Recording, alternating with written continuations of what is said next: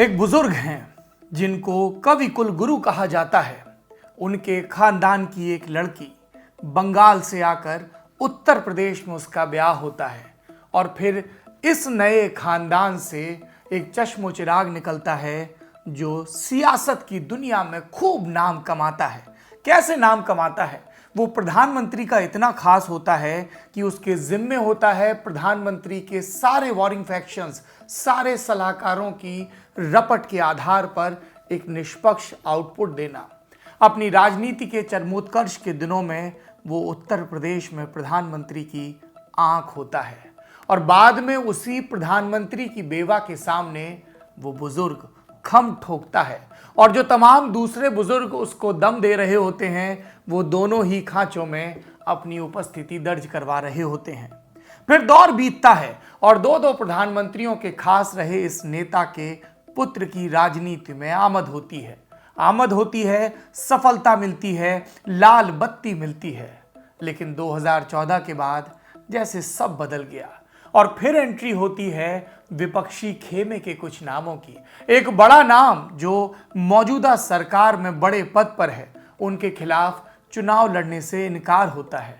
एक कहानी सामने आती है पृष्ठभूमि के तौर पर, जिसमें बीच विमान में एक बुजुर्ग की तबीयत खराब होती है और आखिरी में सियासत के अपने पक्के पते से पते की बदली होती है। कौन है ये नेता, किसकी है ये सियासत और कौन है ये सियासतदान जो इस नेता के जरिए नई नई चालें चल रहे हैं, बताएंगे आपको। नमस्ते, मेरा नाम सौरभ द्विवेदी है और आप लल्लन टॉप के पॉलिटिकल किस्से देख रहे हैं। आप किसी कचहरी के बाहर से गुजरेंगे, खासकर हमारे उत्तर प्रदेश में, तो आपको वकीलों के बस्ते दिखेंगे। बस्ता माने मध्यम और लघु दर्जे के वकीलों के बैठने की जगह, उनका दफ्तर कचहरी के पास वाली सड़क पर, कचहरी के अंदर के प्रांगण में। चबूतरे पर एक छोटी सी जगह होगी, तिरपाल होगा, कहीं कहीं पक्का भी होगा, कुर्सी, मेज, फर्राटा, फैन और तैयार हो गया वकील का बस्ता। और फिर यहीं से सारी वकालत चलती है। बस्तों की बड़ी ख्याति होती है, बड़े और पुराने बस्ते लैंडमार्क बन जाते हैं। कोई पूछे कि कचहरी के बाहर कहाँ मिलोगे, तो लोग बताते हैं कि फलाने वकील के बस्ते पर। उन बस्तों की और प्रतिष्ठा होती है जो पीढ़ियों से जमे हैं। एक पीढ़ी ने बस्ता जमाया और अब दूसरे ने संभाल लिया। आज हम भी बात करेंगे एक ऐसे ही बस्ते की, लेकिन ये बस्ता कचहरी का नहीं, राजनीति का है। दो पीढ़ियों ने मिलकर बस्ता जमाया, तीसरी पीढ़ी ने संभाला, लेकिन उपेक्षा के भाव के बीच उसने आखिरकार ये बस्ता तज दिया और ठीक सामने वाले बस्ते में अपनी बोरी बिछा ली। पॉलिटिकल किस्से में आज बात करेंगे उत्तर प्रदेश के नेता जितिन प्रसाद की, जिनकी पिछली दो पीढ़ियां कांग्रेस में रहीं। जितिन खुद करीब 2 दशक से कांग्रेसी थे, लेकिन 9 जून 2021 से ये परिचय बदल गया। अब वो भारतीय जनता पार्टी के सदस्य हैं। 2022 में उत्तर प्रदेश में विधानसभा के चुनाव हैं और इस लिहाज से कई हलकों में इसे अहम पॉलिटिकल मूव कहा जा रहा है, जबकि कई जगह कहा जा रहा है कि इसको गैर जरूरी तूल दिया जा रहा है। पर जैसा हमने आपको कहा, जितिन का कांग्रेस में जमा ये बस्ता उनके पुरखों का रखा हुआ था, इसलिए किस्सा पुरखों से शुरू होगा। हमारा जुनून, हमारी इच्छाएं अनियंत्रित हैं, लेकिन ये हमारा चरित्र ही है जो इन्हें नियंत्रण में रखता है। ये पंक्तियां गुरुदेव रविंद्रनाथ टैगोर की लिखी हैं। मैंने ये पंक्तियां पढ़ी क्योंकि इस किस्से का आरंभ टैगोर से है और अंत इच्छाओं पर। रविंद्रनाथ टैगोर के पिता देवेंद्रनाथ टैगोर की 14 संतानें थीं। इसमें से रविंद्रनाथ के एक भाई थे हेमेंद्रनाथ टैगोर। उनका भी साहित्य और दर्शन में खूब योगदान रहा। 1884 में हेमेंद्रनाथ के घर बिटिया हुई पूर्णिमा, टैगोर घराने की बिटिया, शादी भी बड़े घराने में। शाहजहांपुर के जमींदार और अंग्रेजों की उच्च सिविल सेवा, इंपीरियल सिविल सर्विस के अधिकारी सर ज्वाला प्रसाद से पूर्णिमा देवी का ब्याह हुआ। दोनों के बेटा हुआ, नाम रखा गया कुंवर ज्योति प्रसाद। यहां तक प्रसाद खानदान का कोई खास राजनैतिक इतिहास नहीं था, लेकिन ज्योति प्रसाद ने इसकी नींव रखी। उन्होंने इंडियन नेशनल कांग्रेस ज्वाइन की, नेहरू के साथ आजादी के आंदोलन में शामिल रहे, लेकिन अभी खानदान का पॉलिटिकल बेस्ट आना बाकी था। ज्योति प्रसाद का ब्याह हुआ उस वक्त के कपूरथला स्टेट से आई पामेला देवी से। उनके एक पुत्र हुआ, नाम रखा गया जितेंद्र प्रसाद। जितेंद्र प्रसाद ने उस वक्त के टॉप कॉलेजों से तालीम हासिल की, लखनऊ का कॉल्विन तालुकेदार कॉलेज, फिर नैनीताल का शेरवुड कॉलेज। और पढ़ाई के बाद पिता के नक्शे कदम पर चलते हुए 70 की दहाई में उन्होंने ज्वाइन कर ली कांग्रेस। प्रसाद खानदान की दूसरी पीढ़ी कांग्रेस में आ चुकी थी। 1970 में जितेंद्र प्रसाद को पहली पुख्ता राजनीतिक पहचान मिली। वो उत्तर प्रदेश में विधान परिषद के सदस्य बने। फिर 1971 में देश में 5वें लोकसभा चुनाव हुए। इंदिरा गांधी ने गरीबी हटाओ का नारा दिया और उत्तर प्रदेश के कद्दावर कांग्रेसी नेता हेमवती नंदन बहुगुणा ने शाहजहांपुर की लोकसभा सीट से जमींदार पुत्र को मैदान में उतार दिया। जितेंद्र प्रसाद चुनाव लड़े और जीते भी, पहली दफा सांसद बन गए। इमरजेंसी के बाद 1977 में चुनाव हुए तो कांग्रेस सब जगह उत्तर भारत में बुरी तरह हारी। जितेंद्र प्रसाद भी हारे, लेकिन उन्होंने कमबैक किया कांग्रेस के साथ ही 1980 में और 1984 में फिर से शाहजहांपुर की सीट से जीते। लेकिन इन सब के बीच कांग्रेस में एक बड़ी टूट भी हुई। 77 के लोकसभा चुनाव की घोषणा के बाद हेमवती नंदन बहुगुणा ने पार्टी से बगावत कर दी। पूर्व रक्षा मंत्री जगजीवन राम के साथ मिलकर कांग्रेस फॉर डेमोक्रेसी पार्टी बनाई। उस चुनाव में इस दल को 28 सीटें मिली, जिसका बाद में जनता पार्टी में विलय हुआ। जब बहुगुणा अलग हुए तो उन्होंने एक संदेश जितेंद्र प्रसाद को भी भिजवाया, या यूं कहें कि बुलावा भिजवाया। लेकिन जितेंद्र प्रसाद ने कहा कि कांग्रेस छोड़ने से अधिक बेहतर मैं समझूंगा कि राजनीति छोड़ दूं। जब तक राजनीति में हूं, कांग्रेसी हूं। पार्टी से इस लॉयल्टी का फल 84 में जितेंद्र प्रसाद को मिला। राजीव गांधी प्रधानमंत्री, उन्होंने जितेंद्र प्रसाद को एआईसीसी का महासचिव बनाया और अपने राजनीतिक सलाहकारों में भी शामिल किया। वरिष्ठ पत्रकार औरंगजेब नक्शबंदी बताते हैं कि सोनिया गांधी के कांग्रेस अध्यक्ष बनने के बाद कांग्रेस में एक बड़ा बदलाव हुआ था। सिंगल विंडो सिस्टम पर काम हुआ था। सोनिया गांधी के सलाहकारों में सिर्फ एक ही नाम था, अहमद पटेल का। लेकिन राजीव गांधी के वक्त ऐसा नहीं था। उन्होंने सलाहकारों की पूरी एक टीम तैयार की। वो इस संबंध में हॉर्सेस फॉर कोर्सेस पॉलिसी पर चलते थे। जिस किस्म की सलाह चाहिए उससे जुड़े विशेषज्ञ सलाहकार से बात करते थे।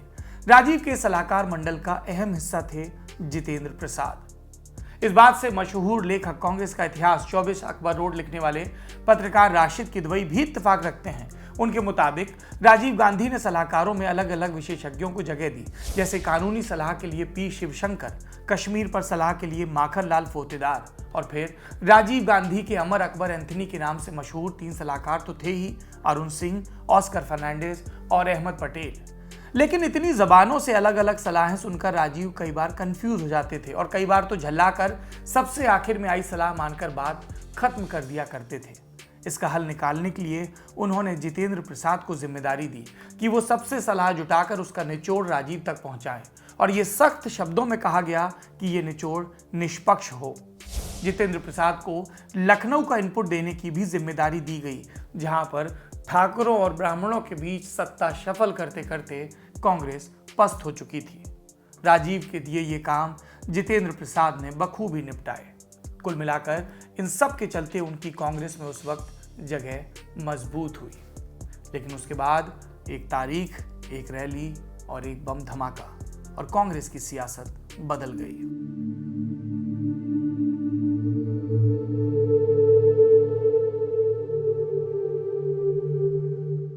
कांग्रेस की हालत 1989 से ही खस्ता होने लगी थी, और जितेंद्र प्रसाद की भी। शाहजहांपुर की बात करें उनकी लोकसभा, तो 1989 के चुनाव में वो भाजपा प्रत्याशी सत्यपाल यादव के हाथों हार गए। 2 साल देश में सियासी उठापटक हुआ, मंडल और कमंडल की राजनीति हुई, और फिर 21 मई 1991 की तारीख आई जब राजीव गांधी की एक मानव बम ने, लिट्टे के मानव बम ने हत्या कर दी, और यहीं से जितेंद्र के राजनीतिक समीकरण पलट गए। उन्हें राजीव की मौत का धक्का तो लगा, लेकिन उन्होंने अपनी राजनीति का अंदाज बदला ताकि वो प्रासंगिक बने रहें। पीवी नरसिम्हा राव प्रधानमंत्री बने। राजीव के समय में नरसिम्हा राव की कुछ खास पूछ परख थी नहीं, लेकिन जब राव प्रधानमंत्री बने तो जितेंद्र प्रसाद ने उनसे अच्छे समीकरण साध लिए। राव को भी जितेंद्र की जरूरत थी, क्योंकि उत्तर प्रदेश के दूसरे कद्दावर कांग्रेसी ब्राह्मण नेता एनडी तिवारी 91 का चुनाव हारने के बाद से बागी तेवर अपनाए थे। 1994 में राव ने जितेंद्र प्रसाद को राज्यसभा के रास्ते संसद में बुला लिया और पार्टी का उत्तर प्रदेश का प्रभार सौंप दिया। और इसी बीच जित्तू भैया ने वो गलती की जिसे कई राजनीतिक इतिहासकार मानते हैं कांग्रेस की यूपी में सबसे बड़ी गलती। बकौल राशिद किदवई, जितेंद्र प्रसाद के इनपुट पर आंखें मूंद कर भरोसा करते हुए नरसिम्हा राव ने उत्तर प्रदेश में 1996 के विधानसभा चुनाव के लिए कांग्रेस और बसपा के गठबंधन पर हामी भर दी। ये सूबे में कांग्रेस के लिए आत्मघाती फैसला साबित हुआ। इसका एक मशहूर किस्सा भी है। एक प्रेस कॉन्फ्रेंस में कांशीराम और जितेंद्र प्रसाद मौजूद थे। पत्रकार बार बार पूछ रहे थे कि साहब गठबंधन तो ठीक है, लेकिन सीटों के बंटवारे का क्या हुआ। जितेंद्र समेत कांग्रेसी नेता इस सवाल को टाल रहे थे, लेकिन बार बार सवाल पूछा गया तो झल्लाकर कांशीराम बोले 300 सीटों पर हम लड़ेंगे और 125 पर कांग्रेस। तब उत्तर प्रदेश का विभाजन नहीं हुआ था और 425 सीटें हुआ करती थी। उस प्रेस कॉन्फ्रेंस में ही कांग्रेस के नेताओं के सर झुक गए। 1989 तक, यानी इस प्रेस कॉन्फ्रेंस से 7 बरस पहले तक, जो पार्टी हुकूमत कर रही थी यूपी में, वो अब जूनियर पार्टनर बन गई थी 1984 में बनी पार्टी की। ये देश की सबसे बड़ी पार्टी की जमीन खिसकने का प्रमाण था। कांग्रेस और बसपा का गठबंधन कांग्रेस के लिए फ्लॉप रहा। बसपा कुछ ही महीनों में रिजल्ट आने के बाद भाजपा के साथ चली गई और जितेंद्र प्रसाद की सियासत कमजोर हो गई। 96 का दौर बीता, कुछ बरस बीते और फिर आया जितेंद्र प्रसाद के पॉलिटिकल करियर का सबसे महत्वपूर्ण अध्याय। हम कांग्रेस के इतिहास पर नजर डालें तो पाएंगे कि नरसिम्हा राव प्रधानमंत्री के पद से हटने के बाद अपनी लीगल मुश्किलों के चलते लगातार कमजोर हो रहे थे। ऐसे में सितंबर 1996 में उन्हें सीताराम केसरी को कांग्रेस की अध्यक्षी सौंपनी पड़ी। केसरी, जिन्हें राजनीतिक गलियारों में चचा केसरी कहा जाता था, जो लंबे वक्त तक कोषाध्यक्ष रहे और जिनसे अध्यक्ष बनने के पहले तक किसी ने कोई खतरा महसूस नहीं किया, वो सितंबर 1996 से मार्च 1998 तक कांग्रेस के अध्यक्ष रहे। और 1998 ही वो वक्त था जब संयुक्त मोर्चे की सरकार गिरती है, नए सिरे से चुनाव होते हैं और हवाओं में अब की बारी अटल बिहारी फिर के शब्द के साथ फिर अटल बिहारी नारा गूंजता है। सोनिया गांधी तब तक राजनीति में सक्रिय हो चुकी थी। उन्होंने इन चुनावों में जमकर प्रचार किया। बीबीसी के एक लेख के मुताबिक केसरी और उनके समर्थकों का धड़ा सोनिया को सक्रिय राजनीति में आने से रोकना चाहता था और दूसरा धड़ा था जो केसरी को अध्यक्ष पद से हटाना चाहता था। अव्वल तो दक्षिण और उत्तर पूर्व के नेताओं को उनसे बात करने में समस्या आती थी। केसरी अंग्रेजी नहीं जानते थे। फिर उत्तर भारत के कई उच्च जाति के नेता, कथित उच्च जाति के, उन्हें अध्यक्ष पद पर स्वीकार नहीं कर पा रहे थे। केसरी खुद भी उत्तर भारत के ब्राह्मण ठाकुर कांग्रेसियों को कुछ खास पसंद नहीं करते थे। तब केसरी के खिलाफ थे जितेंद्र प्रसाद, करुणाकरण, शरद पवार, अर्जुन सिंह जैसे नाम। इन सब के बीच 98 का लोकसभा चुनाव होता है। कांग्रेस की तरफ से उनके अध्यक्ष केसरी चुनाव प्रचार से लगभग दूर रहते हैं। सोनिया गांधी फ्रंट पर रहती हैं। केसरी को किसी भी राज्य ने प्रमुखता से नहीं बुलाया और जहां गए भी वहां पहुंच नहीं पाए। मसलन केसरी दिल्ली से जालंधर के लिए निकले, लेकिन विमान अंबाला से लौट आना पड़ा। उस दिन उस फ्लाइट में केसरी के साथ गुलाम नबी आज़ाद थे। उन्होंने बताया कि विमान में केसरी को सांस लेने में दिक्कत आ रही थी, इसलिए अंबाला नहीं गए। बकौल गुलाम नबी आज़ाद, मुझे चचा की सेहत की बहुत चिंता हो रही थी, वो दर्द में थे, उनका दम घुट रहा था। चुनाव में कांग्रेस का दम भी कुछ ज़्यादा नहीं दिखा, औंधे मुँह गिरी। अर्जुन सिंह और एनडी तिवारी जैसे दिग्गज भी सीट नहीं बचा पाए, लेकिन हार का ठीकरा सीताराम केसरी के सर फोड़ दिया गया और उनकी तमाम नानुकुर के बीच सत्ता का परिवर्तन होता है। रातों रात एक तख्ता पलट टाइप का होता है और गांधी परिवार के वफादार सोनिया गांधी को कांग्रेस का अध्यक्ष बनाते हैं। औरंगजेब नक्शबंदी बताते हैं कि सोनिया के अध्यक्ष बनने के बाद जितेंद्र प्रसाद को, जिनका किस्सा सुना रहे हैं, वो तवज्जो नहीं मिली जो वो सोच रहे थे। अहमद पटेल जैसे नेता सोनिया गांधी के सलाहकारों में शुमार हुए और तमाम दूसरे नेता दरकिनार होने लगे। जितेंद्र राव के करीबी थे और सोनिया को राव और उनके करीबियों से परहेज था। फिर धीमे धीमे शरद पवार, फोतेदार और दूसरे नेताओं ने जितेंद्र प्रसाद को ये कहकर फ्रंट पर लाना शुरू किया कि तुम चुनाव लड़ जाओ, जबकि ये कुछ और नहीं, उकसाने की कोशिश भर थी। राशिद किदवई कहते हैं कि ये वही नेता थे जो दूसरी तरफ सोनिया गांधी को कह रहे थे, मैडम चुनाव होता है तो होने दीजिए, हम लोग देख लेंगे। यानी दोनों तरफ से बैटिंग चल रही थी। इस बीच 1999 का चुनाव आता है। शरद पवार बगावत करके एनसीपी बना लेते हैं और चुनाव में जितेंद्र प्रसाद, जिनका राज्यसभा का कार्यकाल पूरा होने को था, एक बार फिर शाहजहांपुर से लड़ते हैं और जीत जाते हैं। अब उनका आत्मविश्वास चरम पर था। उन्हें लगा कि पार्टी में उनके कद के हिसाब से उन्हें जिम्मेदारी मिलेगी, लेकिन ऐसा हुआ नहीं। और फिर 2000 में पार्टी के भीतर संगठन के चुनावों का ऐलान होता है। सोनिया गांधी के सामने पर्चा भरते हैं जितेंद्र प्रसाद। सब चौंकते हैं, लेकिन बाजी होनी थी तो होती है। हालांकि इसका नतीजा भी जो तय था वही आता है। जितेंद्र प्रसाद को सोनिया गांधी के सामने बमुश्किल 4% वोट मिलते हैं। ये हार करारी थी। जितेंद्र प्रसाद को इसका धक्का लगा, लेकिन वो अपनी राजनीतिक पारी का अगला पड़ाव सोचते इससे पहले ही 16 जनवरी 2001 को उनका निधन हो गया। और तभी राजनीति में पदार्पण हुआ जितेंद्र प्रसाद के नूरे चश्म जितिन प्रसाद का। जितिन ने यूथ कांग्रेस ज्वाइन की। पिता की कर्मस्थली उत्तर प्रदेश के शाहजहांपुर से राजनीति में सक्रिय हुए। पर इससे पहले वो क्या कर रहे थे? 1973 की पैदाइश। जितिन दून स्कूल से पढ़े थे। इस दून स्कूल में उनके साथ थे ज्योतिरादित्य सिंधिया, दुष्यंत और कलकेश देव जैसे लोग। ये सभी आगे चलकर दिग्गज राजनेता बने। सिंधिया ने कांग्रेस में सियासत की, फिर भाजपा में आए। कलकेश बीजू जनता दल से सांसद बने। और जितिन दून के बाद श्रीराम कॉलेज से पढ़े, इंटरनेशनल मैनेजमेंट इंस्टीट्यूट से MBA किया। और 2001 में पिता के गुजरने के बाद जब यूथ कांग्रेस में आए तो आते ही महासचिव की जिम्मेदारी दे दी गई। यही वो वक्त था जब कांग्रेस में कई युवा नेता उभर रहे थे। सचिन पायलट, ज्योतिरादित्य सिंधिया और खुद राहुल गांधी। पायलट, सिंधिया और जितिन जैसे नेता टीम राहुल में गिने जाने लगे।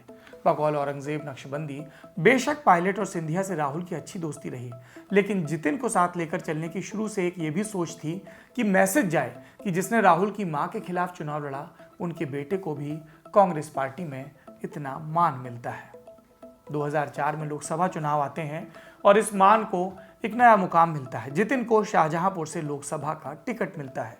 प्रसाद खानदान का नाम जितेंद्र प्रसाद की करीब 2.5 दशक की बनाई राजनीतिक जमीन। जितिन प्रसाद का आगाज जोरदार होता है। एक इमोशनल कनेक्ट भी था। जितिन प्रसाद चुनाव जीत जाते हैं और सपा के राम मूर्ति सिंह वर्मा 1999 के बाद लगातार दूसरी बार परिवार से चुनाव हार जाते हैं। करीब 82,000 वोटों के मार्जिन से जीतकर जितिन संसद पहुंचते हैं और पहली बार की सांसदी के ही चौथे बरस में उन्हें मंत्री का भी दर्जा मिल गया। मनमोहन सिंह सरकार में जितिन प्रसाद को इस्पात राज्य मंत्री बनाया गया। उस मंत्रिपरिषद के वो सबसे युवा मंत्री थे। इसी साल यानी 2008 में उत्तर प्रदेश में परसीमन हुआ। पूरे देश में हुआ लोकसभा सीटों के लिए, और शाहजहांपुर की सीट सुरक्षित हो गई और एक धौरहरा सीट सामने आई। इसमें लखीमपुर खीरी के कुछ हिस्से और सीतापुर के कुछ गांवों को जोड़ा गया था। जब 2009 में आम चुनाव हुए तो जितिन प्रसाद धौरहरा से चुनाव लड़े। इस्पात राज्य मंत्री रहते हुए उन्होंने धौरहरा में एक स्टील फैक्ट्री की नींव डलवाई थी। जितिन के इस काम को धौरहरा ने हाथों हाथ लिया और वो इस नई सीट के पहले सांसद बने। उन्होंने बसपा के राजेश कुमार सिंह को करीब 1,91,000 वोटों के बड़े अंतर से हराया। जितिन को इस जीत का इनाम भी मिला। UPA 2 में एक बार फिर मंत्री पद। पेट्रोलियम, सड़क परिवहन जैसे अहम मंत्रालय में उन्हें राज्य मंत्री के तौर पर जिम्मेदारी मिली। यहां तक जितिन प्रसाद का पॉलिटिकल करियर बम बम चल रहा था। कांग्रेस में भी पीक पर थे। राहुल गांधी से अच्छी दोस्ती थी, लेकिन अभी मोदी लहर की पीक आनी बाकी थी। 2014 का चुनाव, नरेंद्र मोदी की लहर का चुनाव। धौरहरा में भी ऊंट ने करवट बदली। जितेंद्र प्रसाद फिर से मैदान में थे। पिछली दफा फैक्ट्री ने उन्हें जीत दिलाई थी, एक बड़ा फैक्टर रहा था, लेकिन जिस फैक्ट्री की 2009 में नींव पड़ी थी वो अब तक शुरू भी नहीं हो सकी थी।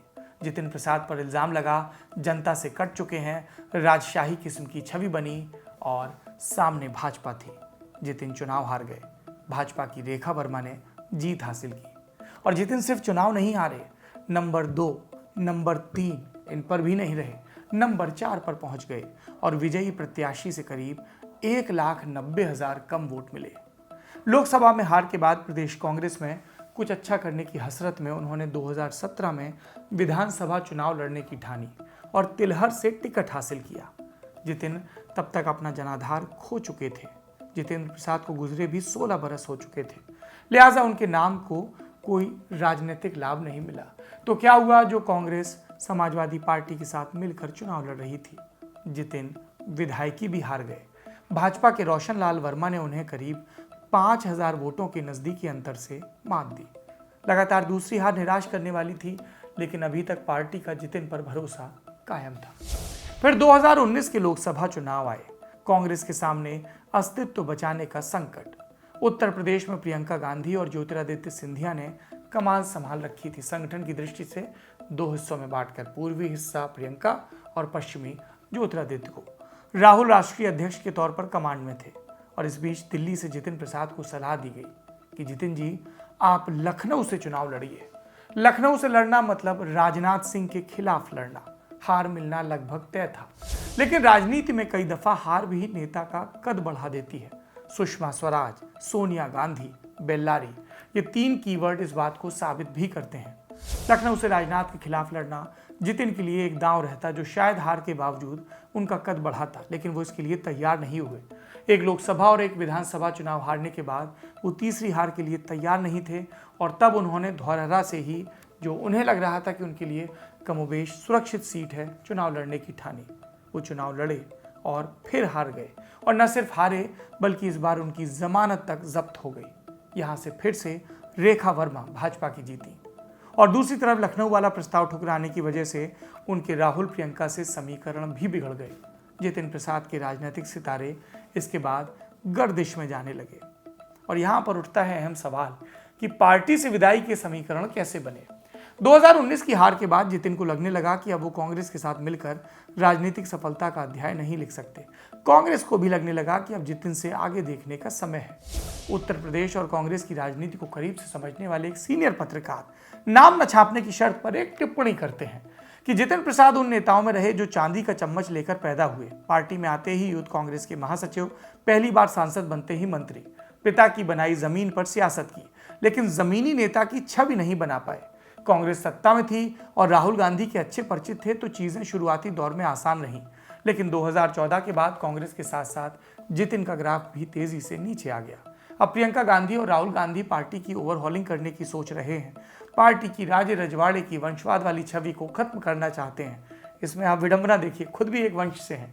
और इसी का उदाहरण है कि यूपी में अजय सिंह लल्लू को अध्यक्ष बनाया गया, जबकि अध्यक्ष पर दावेदारी जितिन प्रसाद की भी थी, लेकिन पार्टी को लगा कि जितिन जमीन पर स्ट्रगल नहीं कर पाएंगे।